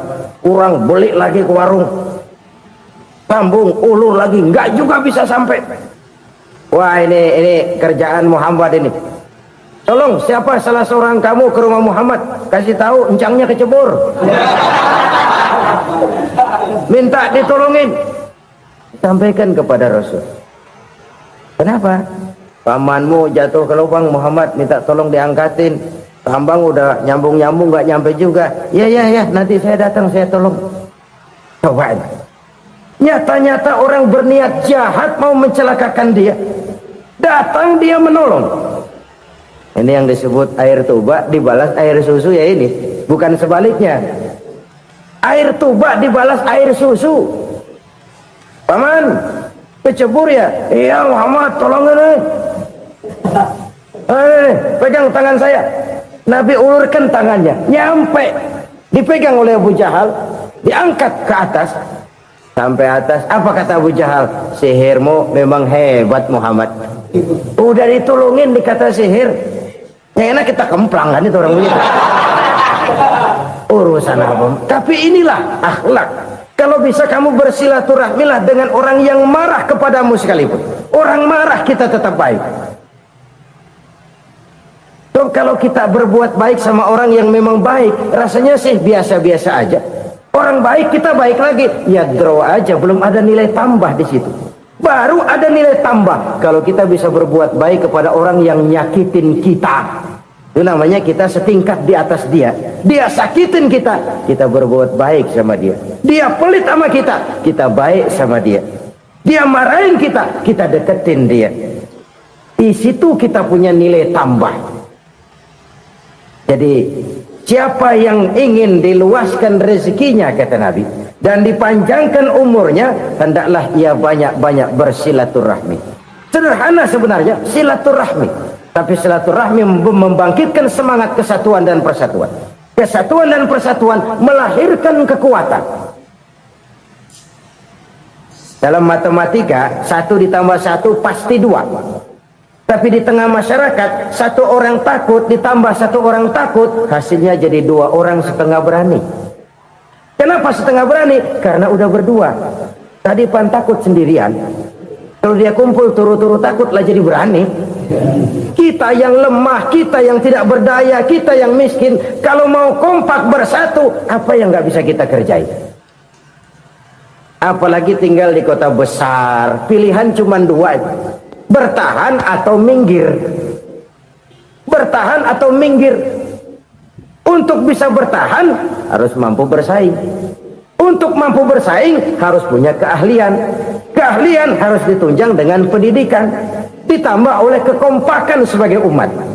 Udah miskin mencar mulu, orang injak kita. Orang nggak pandang urusan apa malu. Oleh karena itu silaturahmi pada hakikatnya merupakan roh dari ukhuwah yang diajarkan oleh agama kita. Bagaimana Islam menyelamatkan masyarakat manusia dari ras diskriminasi, mengikat manusia, dan tidak ada persaudaraan yang lebih indah selain persaudaraan yang diikat dengan nilai-nilai akidah. Sepanjang orang di jalan Allah, itulah saudara kita. Keluar dia dari jalan Allah, selesailah persaudaraan sampai di situ. Karena itu, kalau ingin menyimpan sesuatu di surga, banyaklah bersilaturahmi. Datang ke rumah ini, datang ke rumah itu, dan lain sebagainya. Itu simpanan kita di akhirat nanti. Ini yang ketiga. Saudara-saudara, yang keempat, perbendaharaan surga itu apa? Wa qawlu la hawla wa la quwwata illa billah. Ucapan la hawla wa la quwwata illa billah. Ibadah kan ada yang berat, modalnya besar. Bangun masjid berat, modalnya besar. Bangun rumah sakit berat, modalnya besar. Ada ibadah yang berat tapi modalnya ringan. Misalnya puasa. Puasa itu berat, mengendalikan nafsu. Kalau sekedar nggak makan nggak minum sih enteng, mengendalikan nafsu. Itu jihad terbesar, tapi kan modalnya ringan, cuma niat saja. Ini ibadah berat, modalnya ringan. Ada ibadah yang ringan, modalnya juga enteng. Seperti termasuk ucapan la haula wa la quwwata illa billah. Tanpa sadar, la haula wa la quwwata illa billah. Nyelengin tuh di surga. Nyelengin, kita nggak terasa, nyelengin simpenan akhirat. La haula wa la quwwata illa billah. Nyimpen lagi. Kaget, la haula wa la quwwata illa billah, nyimpan lagi, banyak simpanan. Walaupun sebenarnya yang dimaksud di sini adalah kesadaran batin bahwa tidak ada daya dan kekuatan kecuali Allah. Itu intinya. Kita memulai pekerjaan disunahkan baca bismillah, kan begitu. Apa itu? Kesadaran moral. bahwa ini saya bisa kerjakan, saya kerjakan ini dengan menyebut nama Allah. Kenapa? Kalau Allah tidak memberikan daya dan kekuatan, mana mampu saya kerjakan ini. Maka saya kerjakan ini dengan menyebut nama Allah. Bismillah. Kesadaran moral. Manusia hanya wajib berusaha, tapi nggak pernah wajib berhasil. Banyak hal-hal yang kalau kita renungkan secara rasio nggak mungkin, tapi jadi kenyataan. La haula wala quwata illa billah. Tidak ada daya dan kekuatan kecuali bagi Allah semata-mata. Kesadaran moral akan kelemahan dan keterbatasan makhluk bernama manusia. Kadang kita kagum dengan otak, tapi kita sering lupa sama yang bikin otak. Padahal bagaimanapun hebatnya otak, yang bikin otak pasti lebih hebat dari otak. Nggak percaya? Silahkan otak-otakan. Inilah kecenderungan. Kita kagum dengan pesawat-pesawat mutakhir, bukan main besi gede banget terbang itu. Alangkah hebatnya. Lalu apa yang bikin otak tidak lebih hebat dari itu semua? Kita puji laut, apa yang bikin laut tidak lebih hebat dari laut itu? La haula wala quwata illa billah. Tidak ada daya dan kekuatan kecuali Allah. Apa yang bisa kita lakukan kalau tidak karena daya dan kemampuan yang diberikan oleh Allah kepada kita? Lahirlah sikap tawadu, rendah hati, tidak melonjak menjadi angkuh dan sombong, sadar akan kelemahan dan keterbatasan diri sebagai makhluk yang diciptakan oleh Allah Subhanahu wa taala. Jadi satu sisi ini ucapan yang berpahala, la haula, jadi wiridan. Pada sisi lain ini kesadaran moral, sikap mental, kesadaran batin bahwa yang punya daya dan kekuatan itu cuma Allah. Kita nggak pantas untuk sombong, sebab sombong itu pakaiannya Allah. Kita nggak sedang pakai pakaian Allah, kegedean. Dan makin kita renungi, makin terbentur. Apa sih yang bisa kita sombongin? Kita mau sombong apa? Kaya, pintar, itu kan semua relatif. Di atas langit masih ada langit lagi. Jadi oleh karenanya, marilah kita menyadari, manusia hanya wajib berusaha, tapi tidak pernah wajib berhasil. Yang berusaha saja tidak wajib berhasil, apalagi yang tidak berusaha. Islam bukan agama orang pemalas yang selesai sholat lalu endelohom, enggelenggem ayem-ayem. Tapi Islam bukan agama orang sombong yang setelah berusaha lalu tidak memerlukan Allah. Kita bisa saja bikin proyeksi, tahun sekian kita bakal panen besar menurut perhitungan otak. Tapi ada kejadian lain. Apa? Tikus ngambek. Habis itu dimakanin tikus, panen gagal. Proyeksi rasional gagal oleh tikus-tikus yang ngambek itu. Bisa saja terjadi. Tahun depan kita panen besar, urung. Kenapa? Musim panas panjang. Dan sekarang ini koran-koran bikin berita musim mengalami penyelewengan. Bukan cuma manusia yang nyeleweng sekarang. Musim pakai nyeleweng. Mestinya kan musim hujan udah selesai, masih hujan-hujan juga. Musim. Nah sekarang kita boleh bikin proyeksi, kita bakal panen besar. Tahu-tahu musim panas panjang, sawah retak, air kering. Cari teknokrat yang paling botak, suruh pendekin tuh musim panas. La haula wala quwata illa billah. Inilah kesadaran moral. Saudara, saya teringat satu saat ada seorang konglomerat. Umurnya ya kira-kira 70-an. Satu saat dia ditanya oleh wartawan, "Pak, umur Bapak berapa sih?" "Ya paling 10 tahun." 10 tahun? 10 tahun? Anak Bapak berapa orang? Satu saja? Satu. Harta Bapak berapa? Ya paling-paling bangsa 7 juta kali. 7 juta? Iya. Pak, kenapa Bapak bohongi saya? Bapak punya buku biografi. Koran-koran, majalah-majalah banyak memuat cerita riwayat hidup Bapak. Saya tahu umur Bapak 70. Kenapa bilang cuma 7 tahun? Saya tahu anak Bapak 8. Kenapa cuma bilang 1? Saya tahu harta bapak miliaran, mungkin triliunan, pabrik di mana-mana, bank di mana-mana. Kenapa bilang uang bapak cuma 7 juta? Nah, kata si konglomerat tadi, kamu benar nak, kamu benar. Umur saya kalau jumlahnya memang 70 nak. Cuman ingat-ingat saya, baru 7 tahun terakhir ini saya sujud. Baru 7 tahun terakhir ini saya berusaha dekat dengan Allah. Saya laksanakan perintahnya, saya jauhi larangannya. 7 tahun inilah rasanya yang ada nilainya di hadapan Allah. Yang 63 tahun matong, kelabu, kelem umur gue.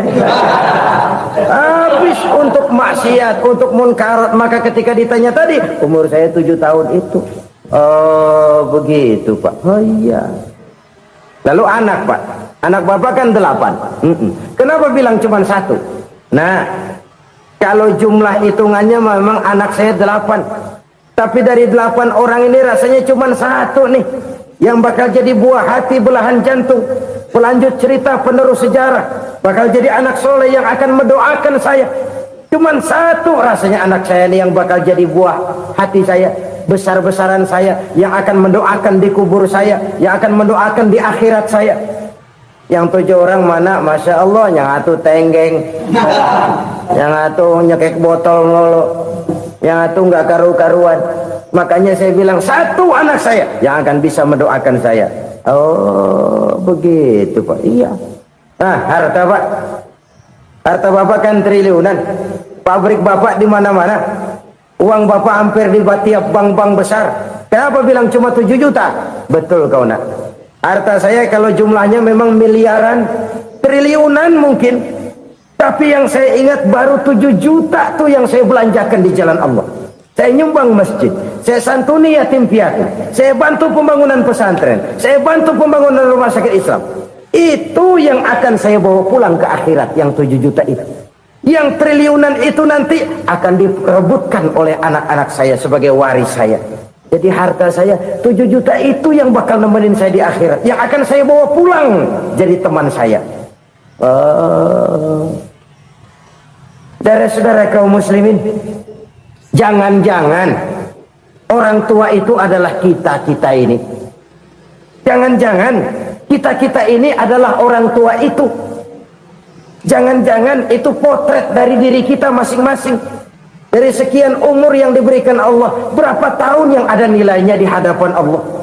Dari sekian anak-anak yang merupakan amanah, berapa yang akan mendoakan kita sebagai orang tuanya menjadi anak soleh? Dari sekian banyak harta yang diberikan Allah, berapa yang akan kita bawa pulang menghadapnya nanti, yang kita belanjakan di jalan Allah? Ini sebuah potret kehidupan. Karena itu kita kembali kepada la haula wa la quwwata illa billah. Kita wajib berusaha, kita wajib berikhtiar. Selebihnya segala daya dan kekuatan hanya milik Allah saja semata-mata. Satu kesadaran batin dari setiap pribadi muslim. Setelah ia berusaha dan berikhtiar, ia menyerahkannya kepada Allah Subhanahu wa ta'ala.